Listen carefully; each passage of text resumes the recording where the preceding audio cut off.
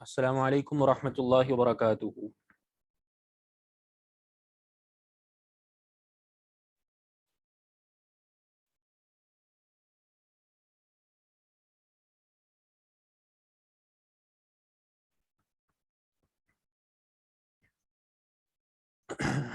ان الحمد للہ نحمده ونستعینه ونستغفره ونؤمن به ونتوکل علیہ وصلی اللہ تعالی وسلم علی سیدنا محمد وعلی آلہ وصحبہ وسلم تسلیما کثیرا۔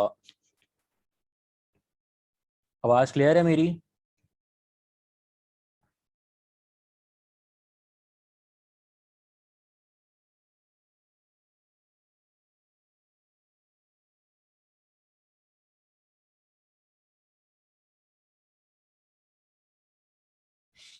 ٹھیک ہے جی، بارک اللہ۔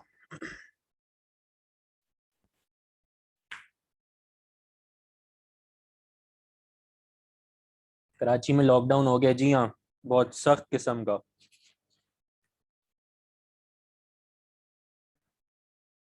اللہ تعالی رحم فرمائے۔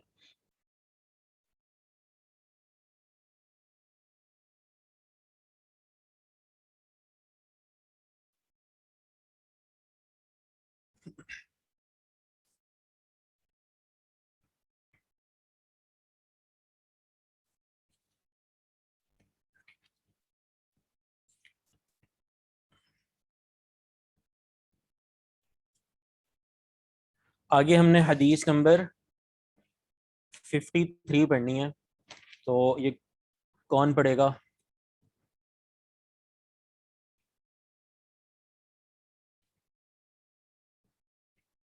بہت سلیکٹڈ لوگ ہیں جو ہاتھ کھڑا کرتے ہیں، باقی دلچسپی نہیں دکھاتے، کیا وجہ ہے؟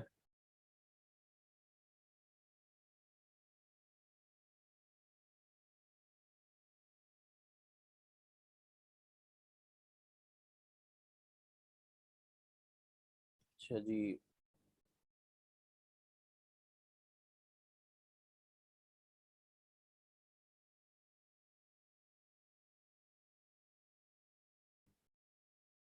آپ پڑھیں نور النساء۔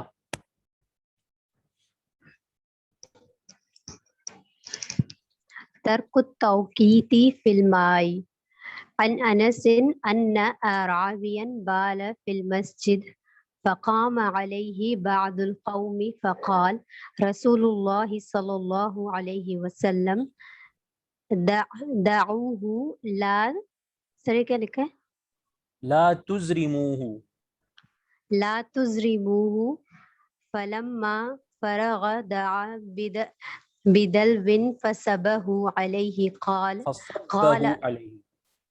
فصبه علیہ قال ابو عبد الرحمن یعنی لا تقطعوا علیہ۔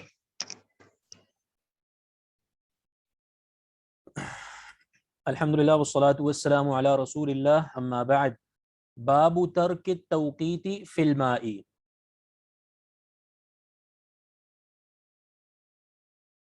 اس کا ترجمہ کون کرے گا؟ ترک التوقیت فی الماء کا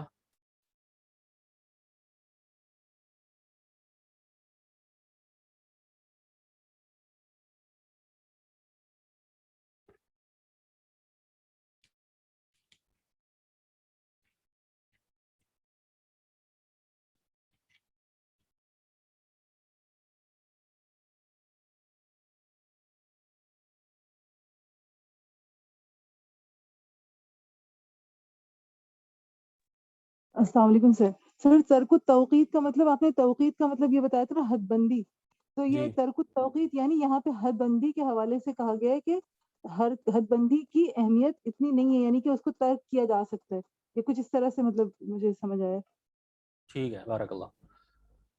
اس کا مطلب یہ ہے، آپ نے پچھلے باب میں پڑھا التوقیت فی الماء، امام نسائی نے فرمایا تھا کہ پانی کے بارے میں حد بندی، یعنی حد بندی کا مطلب کہ وہاں پہ آپ کو پانی کے بارے میں ایک حد بندی ملی تھی، وہ یہ کہ یہ پانی قلیل ہے اور یہ پانی کثیر کہلائے گا۔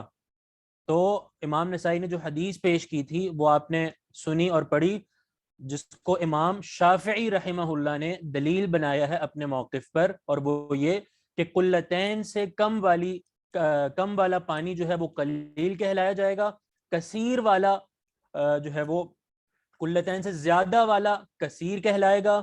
جب قلیل پانی یعنی قلتین سے کم پانی میں نجاست گرے گی تو نجاست کے گرتے ہی ناپاک ہو جائے گا، اور جب قلتین سے زیادہ والے پانی میں نجاست گرے گی تو اوصاف ثلاثہ کو دیکھا جائے گا، اگر تبدیل ہو گئے تو ناپاک ہوگا، تبدیل نہیں ہوں گے تو ناپاک نہیں ہوگا۔ تو یہ امام نسائی نے جو حدیث پیش کی ہے، حدیث کو امام شافعی نے اپنے موقف پہ دلیل بھی بنایا، تو اس سے پتہ چل رہا ہے کہ پانی میں توقیت مقرر ہے، یعنی تحدید اور حد بندی بنائی گئی ہے۔ اب جو باب قائم کے امام نسائی نے، اس میں وہ یہ بتانا چاہ رہے ہیں کہ یہ حد بندی کو چھوڑا بھی گیا ہے، ترک التوقیتی فی الماء، پانی کے متعلق حد بندی کو چھوڑنے کے بارے میں، یعنی اس میں حد بندی نہیں ہے۔ اس طرح کی احادیث بھی ہمارے پاس موجود ہیں۔ پہلے امام نسائی آئے تھے یا امام شافعی؟ پہلے امام شافعی آئے تھے۔ امام شافعی امام نسائی سے پہلے کے ہیں، یعنی امام شافعی جو ہیں وہ دوسری صدی ہجری کے عالم ہیں، اور امام نسائی تیسری صدی ہجری کے عالم ہیں۔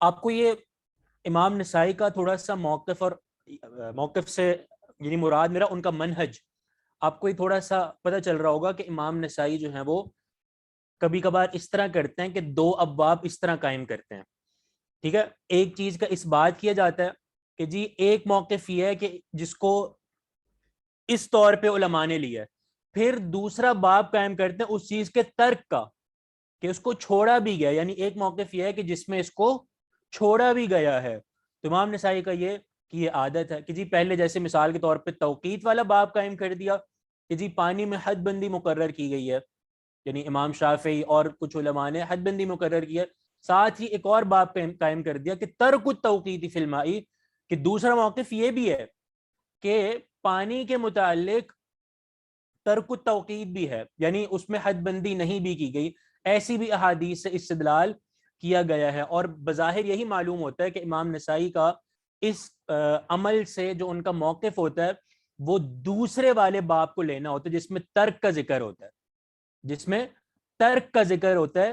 تو غالب گمان یہی ہے کہ امام نسائی کا اس طرح جب وہ کرتے ہیں تو ان کا موقف دوسرے والے باب پر ہوتا ہے جس میں ترک کا ذکر ہوتا ہے، کہ پہلے ایک چیز کا اس بات کر دیا، اس میں جو اگر استدلال کے جا رہا ہے وہ حدیث ذکر کر دی، ساتھ ہی ترک کا باب قائم کر دیا یہ بتانے کے لیے کہ اس میں جو ہے نا وہ اس متعلق ترک زیادہ بہتر ہے، ٹھیک ہے؟ جیسے مثال کے طور پہ آپ نے پچھلے ابواب میں پڑھا کہ جی النہی عن استقبال القبلۃ واستدبارها، ٹھیک ہے، کہ قبلے کی طرف چہرے رخ ہونا اور پیٹھ کرنا منع ہے، حرام ہے۔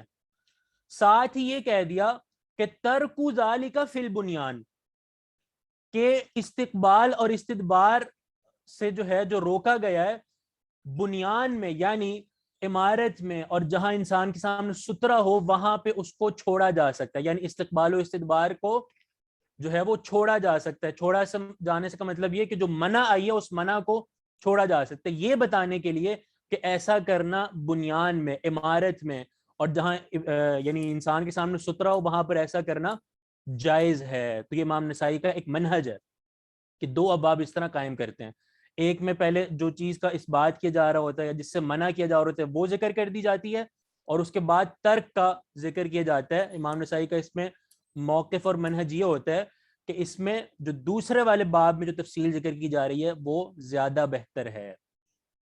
آپ کو یہ بات سمجھ آئی ہے؟ استقبال و استدبار والی مثال آسان ہے اس بارے میں۔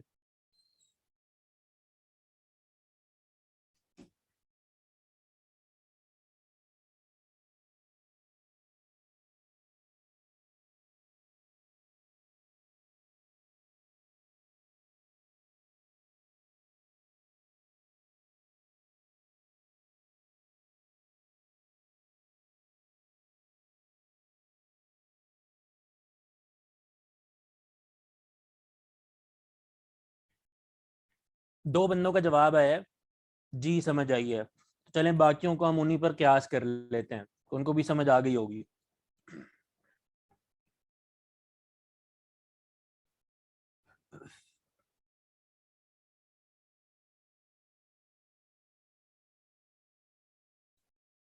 اس سے کنفیوژن نہیں ہوگی، اس سے کنفیوژن نہیں ہوگی. اس کا طریقہ ہی ہے، اس کا طریقہ یہ ہے نا کہ بھائی دو ابواب اس لیے قائم کیے جاتے ہیں کہ ایک موقف یہ ہے، ٹھیک ہے، کہ جیسے مثال کے طور پہ النہی عن استقبال القبلۃ واستدبارها، ٹھیک ہے، ایک موقف یہ ہے. ساتھ ہی دوسرا موقف جو کہ زیادہ بہتر ہے اس بارے میں کہ جی ترک ذالک فی البنیان، کہ اگر عمارت ہو تو اس طرح جو ہے وہ اس کو آپ چھوڑ دیں، اس نہیں کو، اس منع کو. یعنی جو منع ہے اس کا تعلق کھلی فضا کے ساتھ ہے، اور اگر عمارت ہو، بنیان ہو، تو وہاں پہ اس طرح کرنا ٹھیک ہے. تو یعنی یہ بتانا ہوتا ہے کہ جی ایک موقف پہلا ہے اور دوسرا جو موقف جس میں ذکر کیا جا رہا ہے وہ زیادہ بہتر ہے. تو آخر الذکر جو موقف ہوگا نا امام نسائی کا وہی اختیار مانا جائے گا. راج موقف ترک والا ہوگا، جی ہاں ہم لوگ آپ کو پہلے بتا بھی چکے ہیں. ترک والا کیا ہوگا اس بارے میں کہ جی ترک التوقید، یعنی آپ پانی میں قلیل اور کثیر کی حد بندی کریں ہی نہ، بلکہ صرف ایک اصول مقرر کر دیں اور وہ اوصاف ثلاثہ والے، کہ بھئی قلیل اور کثیر کو نہیں دیکھنا، صرف اوصاف ثلاثہ کو دیکھنا. اوصاف ثلاثہ تبدیل ہو گئے تو ناپاک، وگرنہ پاک رہے گا.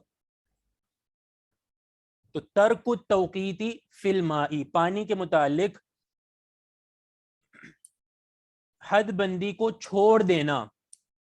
اس بارے میں یہ جو حدیثیں آ رہی ہیں آپ کے سامنے اس باب میں 4، اور وہ چاروں حدیثیں جو ہے وہ دراصل ایک ہی قصہ اور ایک ہی واقعہ مختلف الفاظ کی. پہلی جو حدیث آپ نے پڑھی عن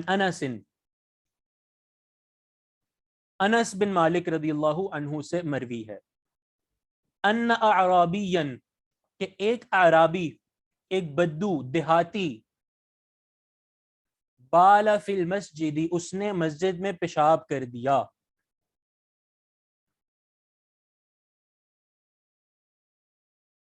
پیج نمبر کیا ہے؟ پیج نمبر بتائیں بھائی.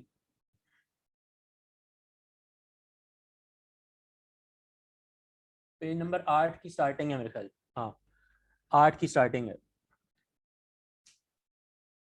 تو ایک عرابی یعنی ایک دیہاتی، بال فی المسجد، اس نے پیشاب کیا مسجد میں.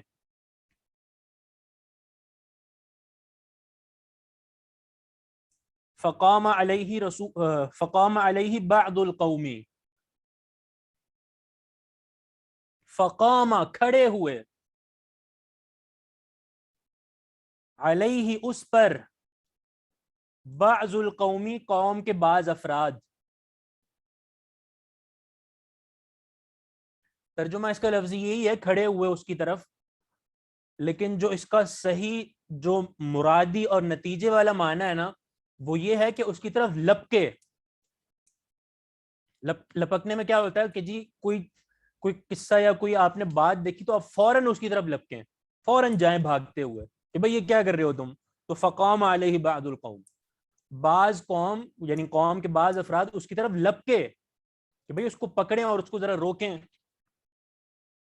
اس کو یعنی بعض نے مارنے کی بھی نیت کی کہ اس کی ذرا ٹکائی کی جائے.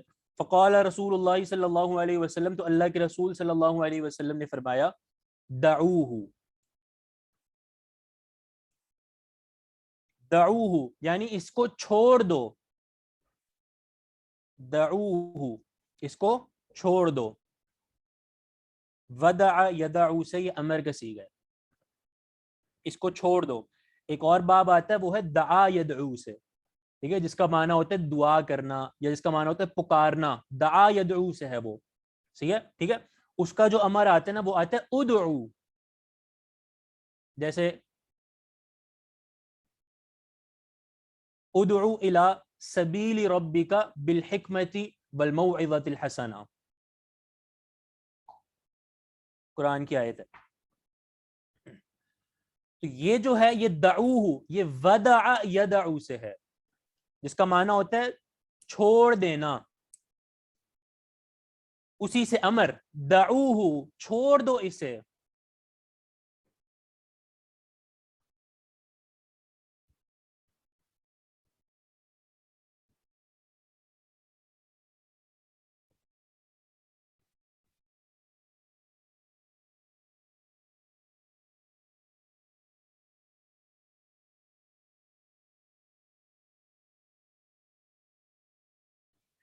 لا تزرموہ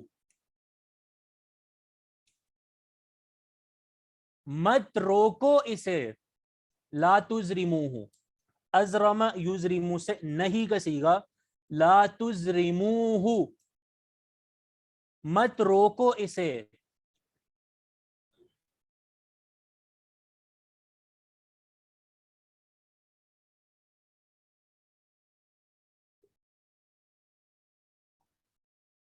دعوہ اسے چھوڑ دو، لا تزرموہ اسے مت روکو، فلما فرغ پس جس وقت وہ فارغ ہو گیا، یعنی وہ شخص، وہ عرابی جو پیشاب کر رہا تھا، وہ بالکل جب فارغ ہو گیا تسلی سے، اس نے پیشاب پورا کیا، دعا بدلون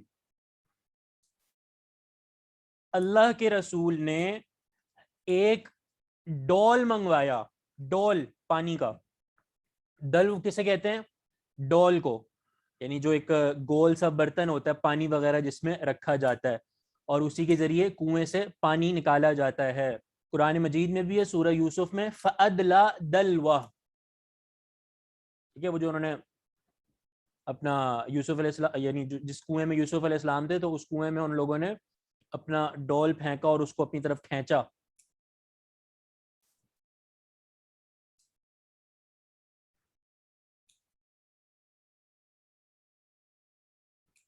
دعا بدلون منگوایا ایک ڈول پانی کا، فصبہ علیہ اور بہا دیا اسے، یعنی اس دلو کو، اس ڈول کو، علیہ اس پر، یعنی اس پیشاب پر۔ یہ جو اعراب میں عبارت میں جو ضمیریں آتی ہیں نا، ضمیریں، ضمائر جو آتی ہیں، ان ضمائر کا علم ہونا بھی بہت ضروری چیز ہوتی ہے، کہ آپ کو پتہ ہو کہ یہ ضمیر کس طرف جا رہی ہے، ٹھیک ہے۔ تو فصبہ یہاں پہ جو ہے، وہ جو ہو ضمیر ہے وہ جا رہی ہے دلو کی طرف، کہ بہا دیا اس دلو کو، ٹھیک ہے، یعنی انڈیل دیا اس دلو کو، اور اس دلو میں جو پانی تھا، اس ڈول میں جو پانی تھا اسے بہا دیا، علیہ اس پر، یعنی اس پیشاب پر۔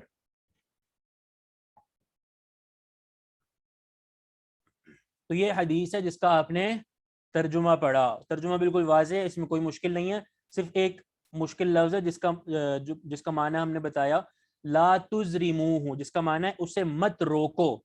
امام نسائی نے لا تزرموہ کا ایک اور معنی بیان کیا، وہ بھی بالکل ٹھیک ہے۔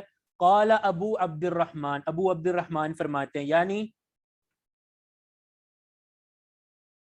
امام نسائی کیا فرماتے ہیں؟ یعنی مراد لیا اللہ کے رسول نے، یعنی عنا، یعنی جو ہم اردو میں بھی استعمال کرتے ہیں یعنی، تو عربی میں دراصل یہ جو یعنی ہے، یہ واحد مذکر غائب کا صیغہ ہے، ٹھیک ہے، جس کا معنی ہوگا کہ یعنی وہ مراد لیتا ہے، اور اگر کہا جائے کہ میں مراد لیتا ہوں تو اس کے لیے استعمال ہوتا ہے متکلم کا صیغہ، اعنی، حمزہ کے ساتھ، کہ میں مراد لیتا ہوں۔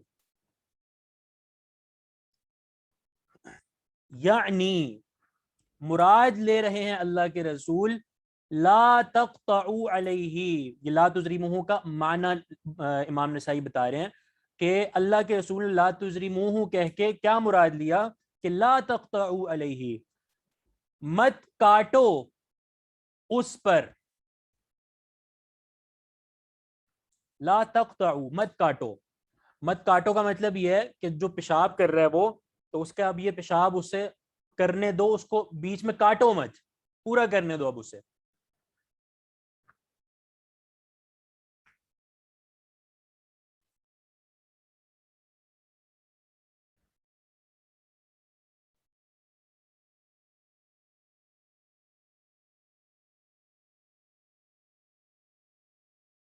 وہی مطلب ہے، یعنی لا تقطعوا کا جو آپ کو بتایا، مت روکو اسے، مت کاٹو، ایک ہی تقریباً معنی ہے اس کا۔ تو یہ حدیث کا ترجمہ ابھی آپ نے سنا، بالکل واضح ہے ترجمہ، کو مشکل تو نہیں ہے، سمجھ آ گیا ترجمہ؟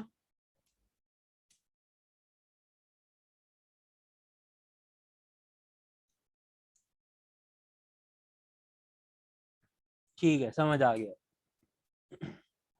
اب آتے ہیں ہم اس حدیث کے جو موجود اس میں جو کچھ الفاظ ہیں اس کی وضاحت کی طرف. سب سے پہلی بات ان اعرابیا، حدیث میں جو کہا گیا اعرابی، تو اعرابی ویسے کہا جاتا ہے اعراب سے ہے نا، اعراب کی طرف نسبت ہے اعرابی. اعراب کسے کہتے ہیں؟ دیہات کو. ٹھیک ہے، اسی طرف نسبت اعرابی یعنی وہ شخص جو دیہاتی ہے، دیہات میں رہنے والا ہے. اصل میں جو اعرابی کا معنی بیان کیا جاتا ہے، کہتے ہیں اس شخص کو جو چارہ وغیرہ لینے جاتا ہو. ٹھیک ہے، چارہ وغیرہ لینے جاتا ہو اور اس کا کام کرتا ہو، کھیتی باڑی کرتا ہو، اسے اصل میں کہا جاتا ہے اعرابی. اور چونکہ یہ چارہ لے کے جانا اور اس کا کام کرنا، کھیتی باڑیاں کرنا، یہ کام ہوتا ہے ان لوگوں کا جو دیہات میں رہتے ہیں، وہ زیادہ تر یہ کام کرتے ہیں، تو اسی وجہ سے ان کو اعرابی کہا جاتا ہے. ٹھیک ہے.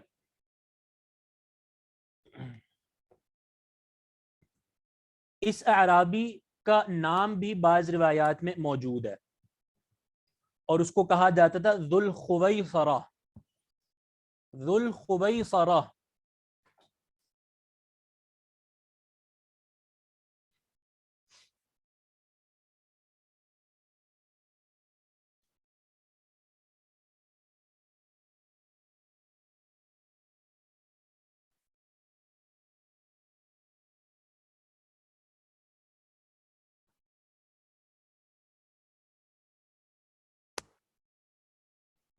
یہ آپ کے چیٹ میں نے لکھا ہے، عربی کی پیڈ نہیں تھا میرے پاس، تو یہ ذو الخویصرہ یعنی ذو، پہلے آپ لکھیں گے کہ ذو ذال واو، پھر آگے الف لام لگا کے الخویصرہ. بالکل یہ ایک مجھے نام بھیجا کسی نے، بالکل صحیح لکھا ہوا ہے، ذال واو اور آگے الف لام خا واو یا صاد، سین نہیں صاد، صاد را اور آگے گولتا، ذو الخویصرہ. بالکل ٹھیک ہے، ذو الخویصرہ.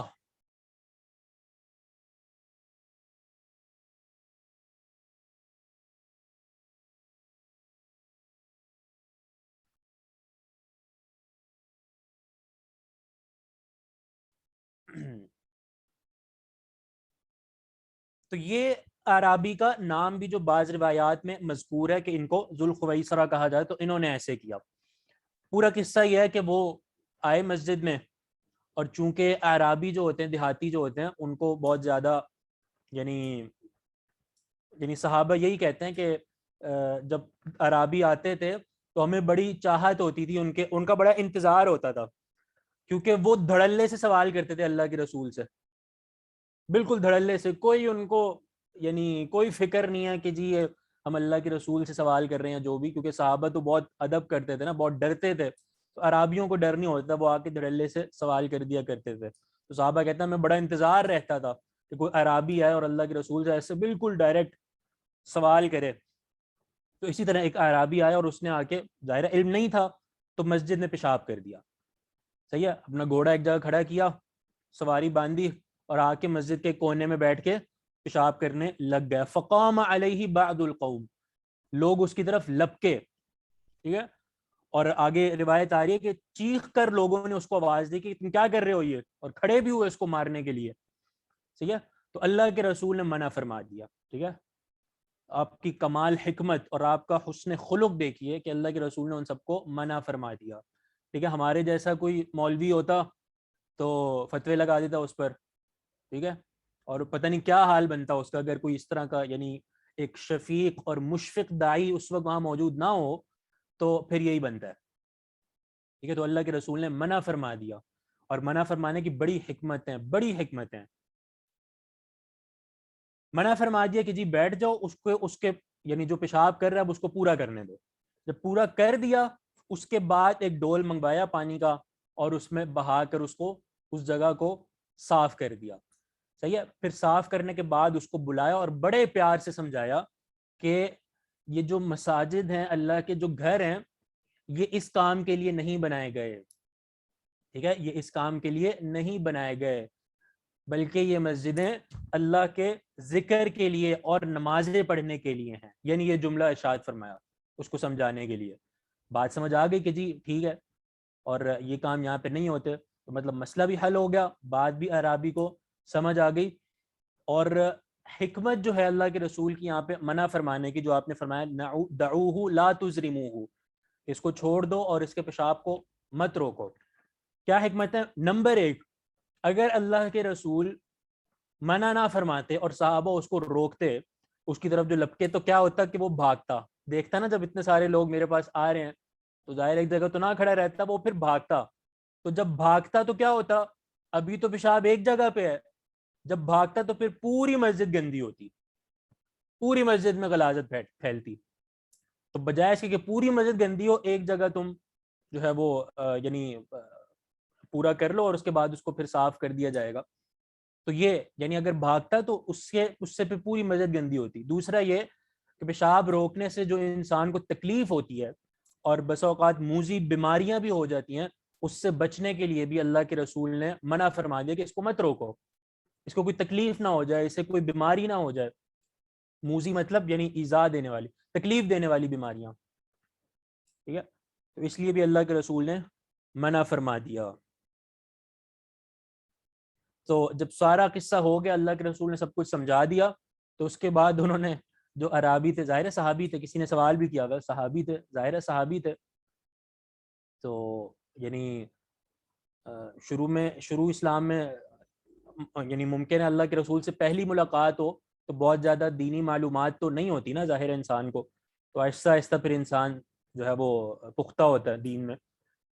تو جب پورا قصہ ہو گیا تو اس نے ایک دعا کی, اور وہ دعا کی تھی, دعا کیا تھی کہ اللہم ارحمنی و محمدا ولا ترحم منہم احدا, کہ اللہ مجھ پہ رحم فرما اور محمد پر رحم فرما صلی اللہ علیہ وسلم, اور ولا ترحم منہم احدا, اور ان لوگوں میں سے کسی پہ رحم نہ فرمانا, یہ جو میری طرف بھاگے تھے مجھے پکڑنے کے لیے, ان لوگوں میں سے کسی پر بھی رحم نہ فرما, بس مجھ پہ اور محمد پہ رحم فرمانا صلی اللہ علیہ وسلم.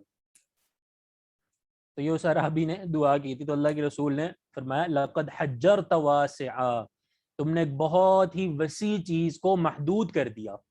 اللہ کی رحمت بڑی وسیع ہے, وہ تو ہر ایک کے لیے, اور تم نے اس رحمت کو محدود کر دیا. ٹھیک ہے, تو یعنی ایسا نہیں ہے, بلکہ اس طرح کہو کہ اللہ سب پہ رحم فرمائے, اللہ ہم سب پر رحم فرمائے, اس طرح کہو. تو یہ حدیث ہے, اس میں بہت سے نکات اور بہت سے مسائل ذکر کیے جاتے ہیں, اس کی بہت سی فقاہتیں بھی ذکر کی جاتی ہیں حدیث کی. بڑی معروف حدیث ہے یہ. جو یہاں پہ استدلال ہے اس حدیث سے جو بعض علماء نے کیا ہے, وہ کیا ہے,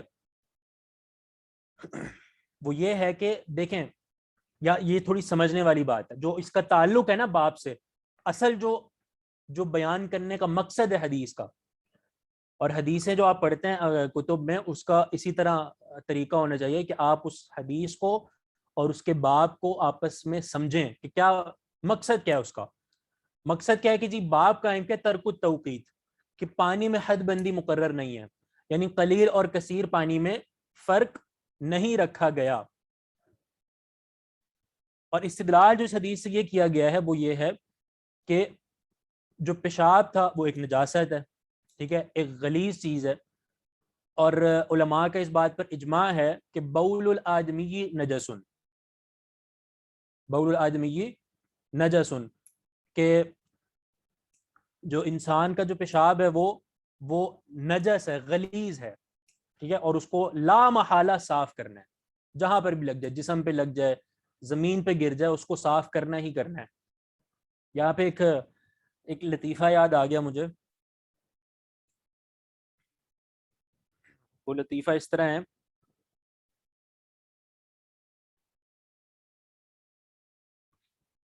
اس کا تھوڑا سا تعلق بنتا ہے تو چلو بتا دیتے ہیں ہم. جو شافعیہ ہے نا, شافعیہ, اسی طرح یعنی کیا کہتے ہیں حنابلہ بھی, ان کا یہ موقف ہے کہ جس جانور کا یعنی جس چیز کا گوشت کھایا جا سکتا ہے تو اس کا جو بول, اس کا جو پیشاب ہے وہ طاہر ہے, وہ پاک ہے. یعنی مثال کے طور پہ جیسے بکرا, بکری, دمبا وغیرہ, تو ان کا اگر پیشاب جو ہے وہ لگ جائے جسم کو تو ایک تو ہے کہ نجس ہے, آپ نے اس کو بالکل ہی صاف کر دینا. یہ اس طرح نہیں ہے, یعنی اس کا صاف کرنا اس کے نجس ہونے کی وجہ سے نہیں ہوگا, بلکہ ایک تنظیف کے لیے, ایک نظافت کے لیے, کہ بھئی کوئی بری چیز اور کوئی گندگی چیز مجھے نہ لگے, اس لیے ہے کہ آپ کی جو ہے وہ طبیعت اس کو گوارا نہیں کرتی, اس لیے صاف کرنا, وگرنہ وہ نجس نہیں ہے جس کا گوشت کھایا جا سکتا ہے. تو کہتے ہیں کہ ایک شافعی امام تھے, عالم تھے, یعنی جن کا تعلق شوافے سے ہے, وہ اپنے گھر کی نا کھڑکی کے پاس بیٹھے ہوئے تھے, تو اس کھڑکی کے ساتھ ہی دو بندے تھے جو اس عالم کی نا غیبت کر رہے تھے. ٹھیک ہے, اس عالم کی غیبت کر رہے تھے کہ جی یہ فلاں جو عالم ہے وہ تو اس طرح اور اس طرح ہے, اس کو کچھ نہیں آتا, اور وہ اس طرح, اور بڑا اس کو برا بھلا کہہ رہے تھے. پہلے بات سن لیں. تو اس کو بہت برا بھلا کہتے, اس کی غیبتیں کر رہے تھے. تو اس عالم نے کیا کیا, اس عالم نے ان کے اوپر پیشاب کر دیا, کھڑکی سے ان کے اوپر پیشاب کر دیا. اچھا, جب پیشاب کیا تو ظاہر ہے وہ لوگ دیکھیں کہ بھائی کیا آپ کی کیا حرکت کیا آپ نے, عجیب فضول حرکت اور غلیظ حرکت کی ہے انتہائی. تو اس شافی عالم نے کہا کہ بول ما یؤکل لحمہ طاہر, جس کا گوشت کھایا جا سکتا ہے اس کا پیشاب پاک ہے. جس کا گوشت کھایا جا سکتا ہے اس کا پیشاب بھی پاک ہے. یہ بات سمجھ آئی ہے آپ کو؟ کیا مطلب؟ کیونکہ وہ غیبت کر رہے تھے, جی وہ غیبت کر رہے تھے, اور غیبت کرنا گوشت کھانے کے مترادف ہے. ایحب احدکم ان یاکل لحم اخیہ میتا فکرہتموہ. ٹھیک ہے, کہ غیبت کرنا گوشت کھانے کے مترادف ہے. تو تم میرا گوشت کھا رہے ہو, تو جب میرا گوشت کھا رہے ہو تو پھر میرا پیشاب بھی اس کو بھی پاک سمجھو. تو بہرحال یہ لطیفہ ہے, اس میں کوئی سچا جھوٹا ہونے کی کوئی وہ نہیں ہے.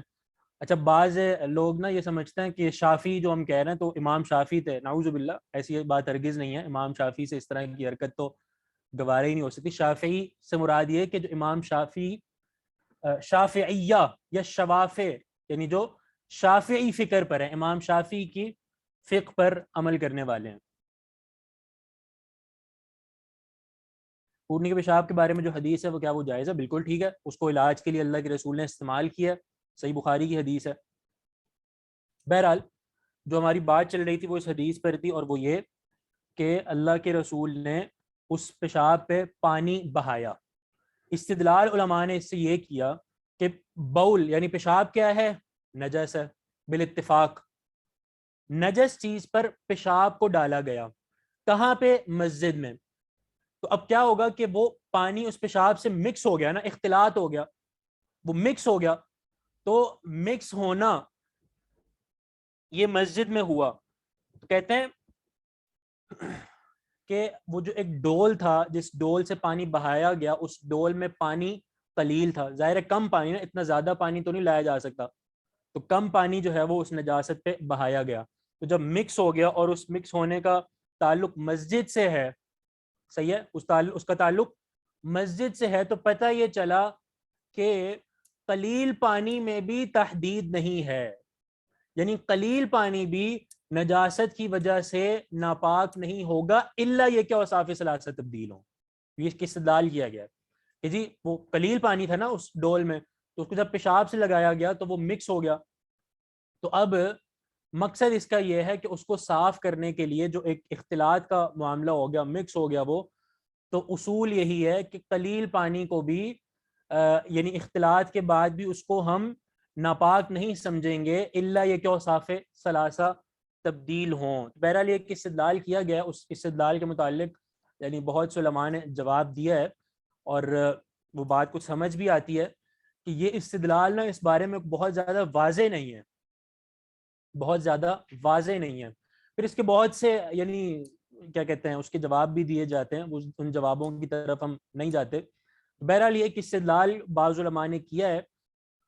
ہم نے جو ہے جو دیکھنے ہیں سارے اصولوں اور سارے دلائل کو, وہ اس طرح ہے کہ ہم نے صرف یہ بات کہنی ہے کہ تحدید نہیں ہے پانی میں, پانی کے متعلق قلیل اور کثیر کی تحدید شریعت نے مقرر نہیں کی. اچھا, بعض لوگوں کو شاید یہ استدلال سمجھ بھی نہ آئے, ٹھیک ہے, یہ استدلال ویسے ہے تھوڑا بعید, دور ہے, یہ بہت زیادہ یعنی آسان استدلال نہیں ہے تو ہم اس کی بہت زیادہ ڈیپتھ میں نہیں جا رہے. وہ آسان سی بات، یعنی آسان الفاظ میں آپ اس طرح کہہ سکتے ہیں کہ جی جناب وہ جب پانی آپ نے صاف کرنے کے لیے ڈالا تو پانی قلیل تھا، صحیح ہے. تو اگر وہ چیز یعنی وہ پانی جو مکس ہوا اگر وہ طاہر ہوتا، سوری اگر وہ نجس ہوتا، غیر طاہر ہوتا، تو یہ تو آپ نے اس مسجد میں مزید جو ہے وہ نجاست پھیلا دی کہ جی پہلے تو پیشاب تھا اور اب آپ نے جو ہے وہ قلیل پانی کو جب نجاست سے ملا دیا تو اب تو نجاست اور بڑھ گئی، اب تو نجاست اور زیادہ ہو گئی. تو ایسا کیوں کیا؟ تو مطلب استدلال یہ کیا گیا کہ جب اس کے ہم نجس ہونے پر مکمل دلیل نہیں لے سکتے تو معنی یہ کہ قلیل پانی میں بھی تحدید نہیں ہے، یعنی قلیل پانی کے بارے میں ہم یہ نہیں کہہ سکتے کہ نجاست کے گرتے ہی وہ جو ہے کیا کہتے ہیں نجس ہو جائے گا، اور مزید پانی بھی نہیں منگوایا. بالکل یہ ایک استدلال ہے، اسی سے دھو لیا. جی یہ بات سمجھنے والی ہے کہ جی اگر قلیل پانی میں آپ کے مطابق نجاست کے گرتے ہی وہ ناپاک ہو گیا تو پھر یہاں پہ ایسے کیوں نہیں کیا گیا کہ اس پیشاب کو بہت زیادہ پانی سے صاف کیا جاتا کہ وہ صاف ہو جائے، بلکہ نہیں قلیل پانی سے صاف کیا گیا. جب قلیل پانی اس نجس چیز سے مکس ہوا تو مانا کہ اس کے نجس ہونے کو آپ بالاتفاق اور بالیقین نہیں کہہ سکتے کہ یہ پانی نجس ہو گیا، یہ نہیں کہہ سکتے.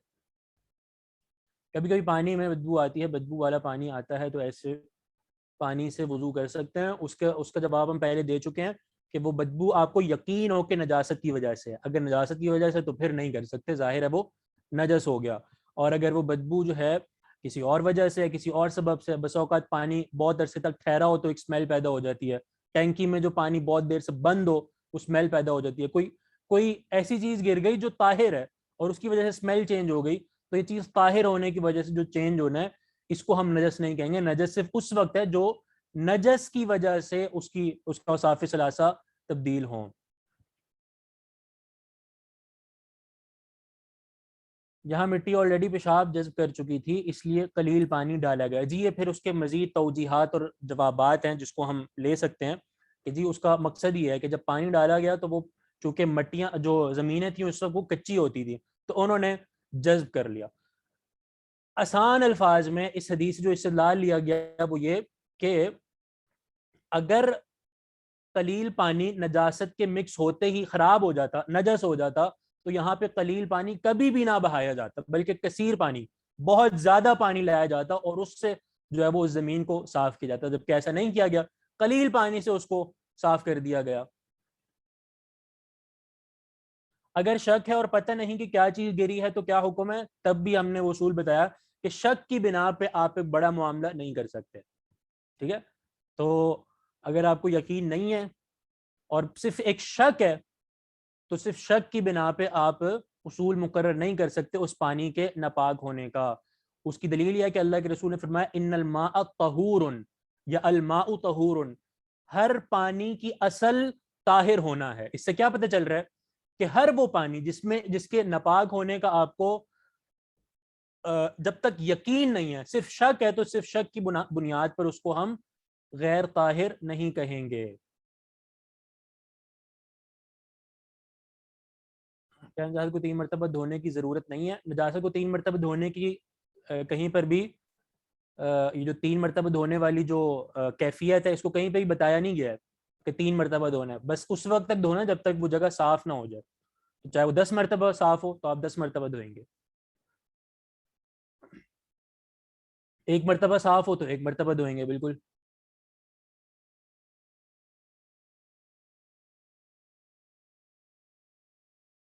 اس نے تو زمین پر پیشاب کیا تھا نا، تو پانی والا استدلال سمجھ نہیں آ رہا. ہم نے بتایا نا کہ استدلال کو ہم نے بہت آسان الفاظ میں بتانا چاہا ہے، اور وہ یہ کہ جب پیشاب ایک جگہ زمین پہ موجود ہے، ٹھیک ہے، تو اگر شریعت میں قلیل پانی نجاست کے مکس ہوتے ہی خراب ہو جاتا، نجس ہو جاتا، تو اللہ کے رسول کبھی بھی مسجد میں قلیل پانی سے اس کو صاف نہ کرتے بلکہ کثیر پانی منگواتے، بہت زیادہ پانی منگواتے تاکہ وہ پانی بھی خراب نہ ہو. بلکہ کیا کیا کہ قلیل پانی جو ہے وہ وہاں پہ ڈال دیا گیا، پھر وہی قلیل پانی جو ہے جو یعنی پیشاب سے مکس ہوا وہی زمین میں جذب ہو گیا. تو اس سے یہ اصول بنایا گیا کہ قلیل پانی کے بھی نجس ہونے میں یہ بات قطعاً ضروری نہیں ہے کہ بس وہ قلیل پانی نجاست کے ساتھ داخل ہوتے ہی ناپاک ہو جائے گا، ایسا قطعاً نہیں ہے۔ اگر معلوم نہ ہو کہ اسمیل کس وجہ سے آئی ہے تو کیا کرے؟ اگر معلوم نہیں ہے تو اس کی بھی اصل اس پانی کا طاہر ہونا ہے، کیونکہ جب آپ کو معلوم ہی نہیں ہے تو پھر وہی بات الماء طہور، ہر پانی کی اصل طاہر ہونا ہے، تو جب معلوم ہی نہیں ہے تو پھر اس کی بھی اصل طہارت ہے۔ تو نجس ہونے والی بات جو وہ صرف یقین کے ساتھ ہے، اگر کتا پانی بھی کسی برتن سے یہ والی بات آگے آ رہی ہے اس وقت اس کو حل کریں گے۔ تو یہ اچھا اس کا تعلق اسی سے ہے، تو اس کی اوصاف ثلاثہ چینج نہیں ہوں پھر اس وقت قلیل اور کثیر دیکھا جائے گا نہیں۔ اگر کتے نے پانی پی لیا، ٹھیک ہے، تو اس میں اللہ کے رسول کی صراحت کے ساتھ حدیث موجود ہے کہ اس برتن کو بھی دھونا ہے اور اس برتن میں جو موجود ہے اس کو پھینک دینا ہے۔ تو یہ تو بالکل واضح ایک حدیث موجود ہے نا، تو جب واضح حدیث آ گئی تو اس کو اسی کے مطابق لیا جائے گا، پھر اس میں اوصاف ثلاثہ وغیرہ نہیں دیکھے جائیں گے۔ یہ حدیث اسی طرح کی آگے بھی آ رہی ہے، کون پڑھے گا آگے؟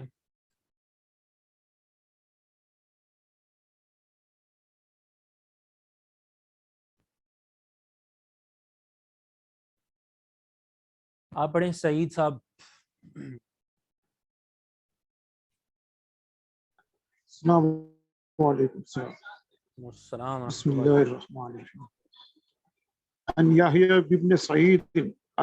بن سعيد قال سمعت انسا يقول جاء عربي الى المسجد فبال فساح به الناس فقال رسول الله صلى الله عليه وسلم اتركوه فتركوه حتى بال ثم امر بدلو فصب عليه۔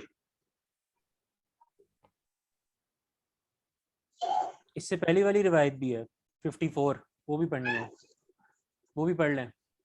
عن انس قال بال عربي في المسجد فأمر النبي صلى الله عليه وسلم بدلو من ماء فصب عليه۔ ٹھیک ہے، پانی کو پینے کے لیے اور کسی اور استعمال میں پاک ہونے کا معاملہ برابر ہے۔ آج چیزیں نجس ہوتی ہیں، اگر کپڑوں کو لگ جائے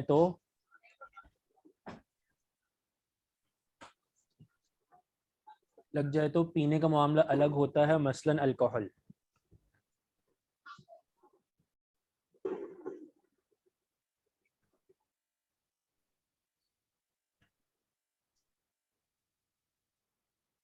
اصول یہ ہے کہ جو ہر چیز جو پاک ہے نا، ہر چیز جو پاک ہے اس کے لیے ضروری نہیں ہے کہ وہ حلال ہو، ٹھیک ہے۔ مثال کے طور پہ ایسی بہت سی چیزیں ہیں جن کا حکم یہ ہے کہ وہ پاک ہیں، لیکن ان کے لیے ضروری نہیں ہے کہ وہ حلال ہیں۔ جیسے مثال کے طور پہ بلی کا حکم کیا ہے کہ وہ پاک ہے، اگر وہ اس کا جھوٹا بھی پاک ہے، لیکن اس کا مطلب یہ تو نہیں ہے کہ وہ حلال ہے، آپ اس کا گوشت کھائیں، تو ایسا تو بالکل نہیں ہے۔ تو اس کے برعکس کیا ہے؟ برعکس اس کا یہ ہے کہ ہر ناپاک چیز وہ بالاتفاق حرام ہوگی۔ ایسا نہیں ہے کہ آپ یہ کہیں، جیسے آپ نے یہاں پہ عکس مراد لیا کہ پاک چیز کا حلال ہونا ضروری نہیں ہے، اس کے برعکس یہ ہے کہ ہر ناپاک چیز کا حرام ہونا ضروری ہے۔ یعنی اگر کوئی چیز ناپاک ہے تو وہ بالاتفاق حرام بھی ہوگی۔ یہ آپ نہیں کہیں گے کہ بھئی ہے تو ناپاک لیکن حلال ہے، نہیں، یہاں پہ عکس نہیں چلے گا، بلکہ کیا کہیں گے کہ ہر چیز جو ناپاک ہے وہ حرام ہے۔ اب یہ الکحل دراصل شراب ہے، واللہ اعلم، مجھے اس کی بہت زیادہ تفصیل نہیں پتہ الکحل کی، لیکن جو شراب ہے نا، خمر، تو خمر کا بھی نجس ہونا نص قرآنی سے موجود ہے کہ خمر یعنی شراب نجس ہے، ناپاک ہے، وہ اگر کپڑوں پہ لگ جائے تو اس کپڑے کو صاف کرنا ضروری ہے، ٹھیک ہے۔ تو اب جو ایسی چیز ہے جو ناپاک ہے تو وہ ظاہر حرام بھی ہوگی، تو اب یہاں پہ یہ معاملہ برابر ہے، معاملہ بالکل برابر ہے کہ جب ناپاک ہے تو آپ اس کو پی بھی نہیں سکتے، اس کو آپ جو استعمال بھی نہیں کر سکتے، یا جو چیز حرام ہے اس کو جو ہے وہ آپ کیا کہتے ہیں کسی اور استعمال میں نہیں لا سکتے۔ یہاں پہ یہی معاملہ ہے۔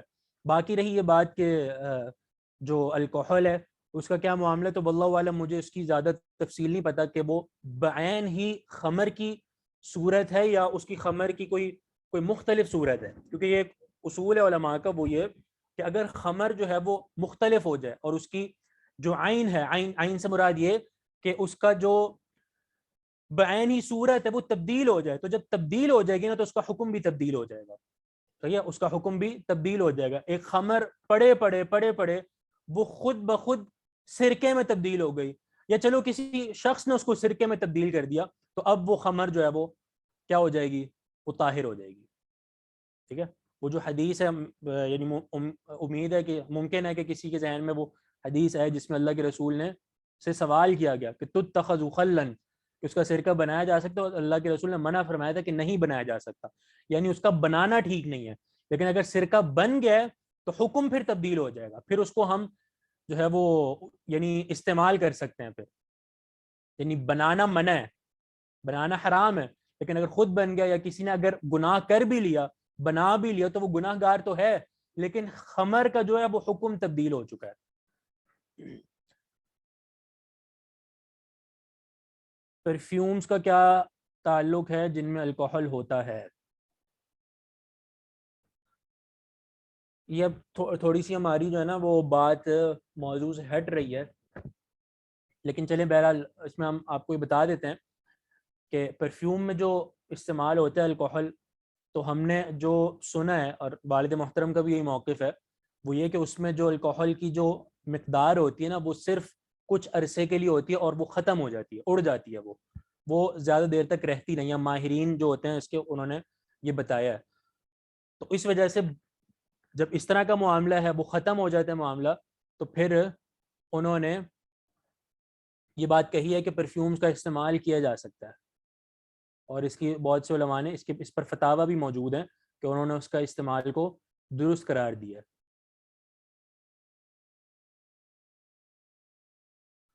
کبھی بچے بیڈ پر پیشاب کر دیتے ہیں، کیا اس حدیث سے استدلال کے مطابق ہم اس کو پانی سے بھی صاف کر سکتے ہیں؟ بالکل ٹھیک ہے، یعنی جب آپ کو پتہ چل جائے گا نا کہ بھئی اب طہارت حاصل ہو گئی ہے تو وہ پانی صاف ہے۔ اب ظاہر ہے بیڈ پہ اگر پیشاب کیے تو اب کثیر پانی تو آپ لا ہی نہیں سکتے نا، قلتین کون لینے جائے گا، وہ قلتین بڑے بڑے 2 مٹکے کہ جی اب کثیر پانی لائیں گے تبھی صاف ہوگا، ظاہر ہے ممکن ہی نہیں ہے۔ اب وہ صاف تو اب وہی ایک آدھ جو ڈونگ ہے آپ اسی سے کریں گے، کچھ پانی سے کریں گے، اور وہ قلیل پانی ہے، بالکل ہی بات صحیح ہے۔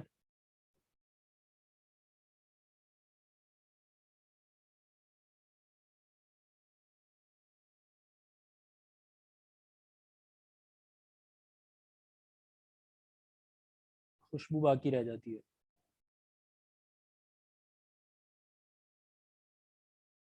شیخ حنین نے بتایا کہ الکوحل کمپوننٹ ہے، وہ شراب نہیں ہے۔ ہاں یہ بھی ٹھیک ہے، الکوحل جو ہے وہ بعین ہی شراب نہیں ہے، تو جب شراب ہے ہی نہیں تو پھر اس کا معاملہ بھی الگ ہوگا۔ I'm a doctor. Alcohol in the form is different. It's like spirit, which is different from alcohol. Sugar is also alcohol.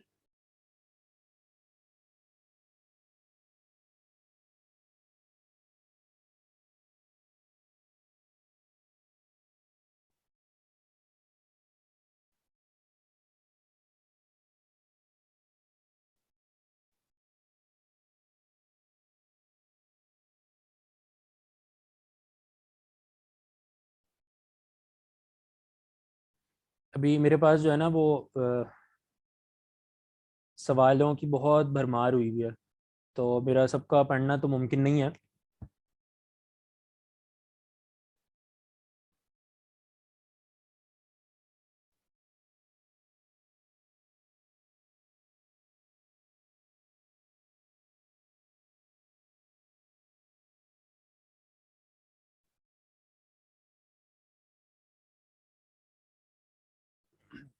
تو پھر اس کا کیا حکم نکلے گا، یعنی پرفیومز کا، کیونکہ اس میں تو الکوحل اگر ہو بھی صحیح وہ ختم ہو جاتا ہے یا نہیں ہوتا، تو اس کا پھر حکم کیا نکلے گا آپ کے مطابق؟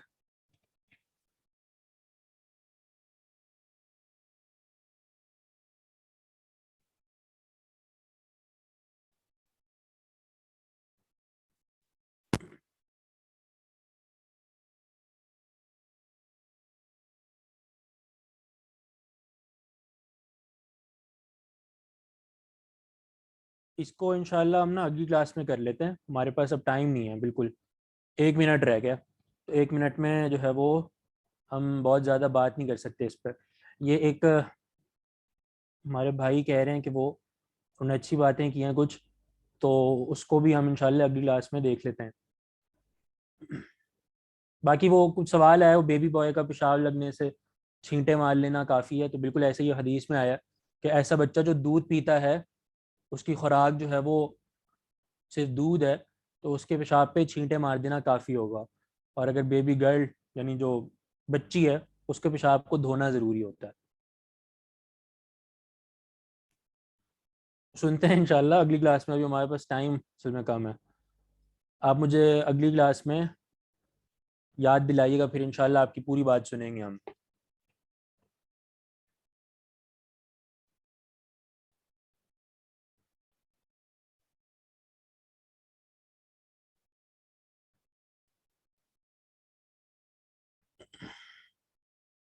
پانی کے بجائے ویٹ وائپ سے صاف کر سکتے ہیں.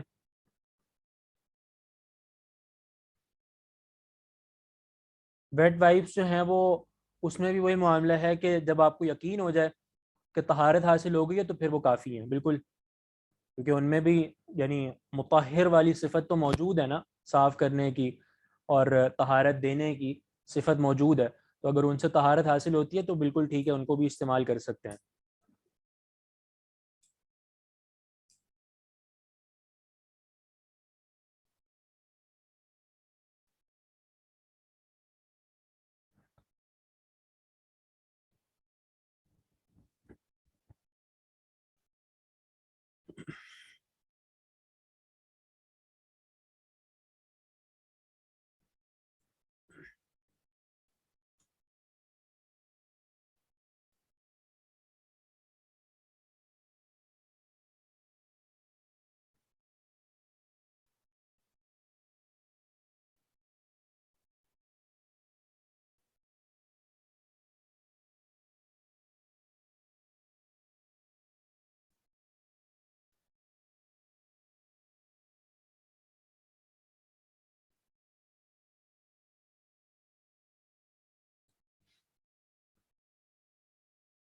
دو اسٹوڈنٹس ہیں وہ جنہوں نے بات کرنی تھی، ایک روحان اور ایک عمران، غالباً عمران کچھ کر کے نام ہے ان کا.